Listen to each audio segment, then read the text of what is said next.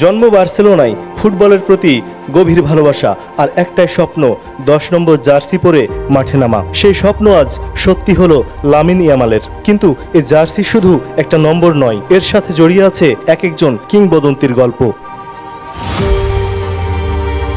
Maradona দিয়েছিলেন জাদুর ছোঁয়া, রোনালদিনহো এনে দিয়েছিলেন আনন্দ, আর মেসি তিনি তো ইতিহাস লিখে ফেলেছিলেন। এখন সেই নাম্বার 10 ইয়ামালের গায়ে। ভবিষ্যৎ বলবে সে নিজের গল্প লিখতে পারবে কিনা।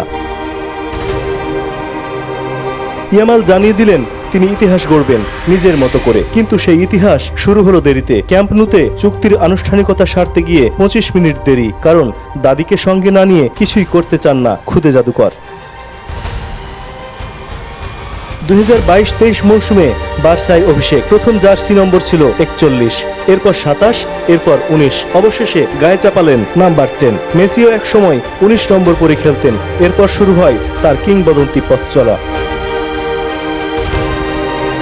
এক ভিডিওতে দেখা যায় ছোট ভাইয়ের সঙ্গে বসে কাগজে আঁকা জার্সিগুলো দেখে বলছেন, এই নম্বর পরে কেউ ইতিহাস গড়েছে, কেউ আনন্দ দিয়েছে, আর একজন তিনি সর্বকালের সেরা মেসি। শেষে ভাইয়ের দেয়া কাগজে নিজের নাম লেখা 10 নম্বর জার্সি দেখে বলেন তিনি সব দেবেন, নিজের মতো করে গড়বেন ইতিহাস।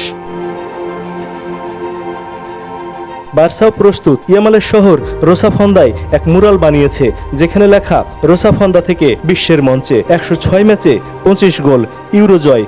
18 পূর্ণ হওয়ার আগেই যা করেছেন সেটুকুই বহু তারকার পুরো ক্যারিয়ারেও হয় না। কিন্তু তার লক্ষ্য আরো বড়, চ্যাম্পিয়ন্স লিগ আর বিশ্বকাপ।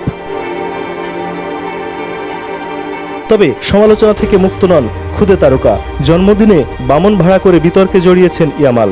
স্পেনের মন্ত্রণালয় তদন্তের অনুরোধ করেছে। ইয়ামাল অবশ্য এসব পাশ কাটিয়ে বলেছেন তিনি ফুটবল খেলেন আর বাকিটা উপভোগ করেন। বার্সার 10 নম্বর আবার আলোচনায়। ইয়ামাল বলছেন নিজের মতো করে পথ গড়বেন। এখন শুধু অপেক্ষা, এই তরুণ শেষ পর্যন্ত কিংবদন্তিদের তালিকায় নাম লেখাতে পারবেন তো। এস এম বাবু, সংবাদ মুহূর্ত।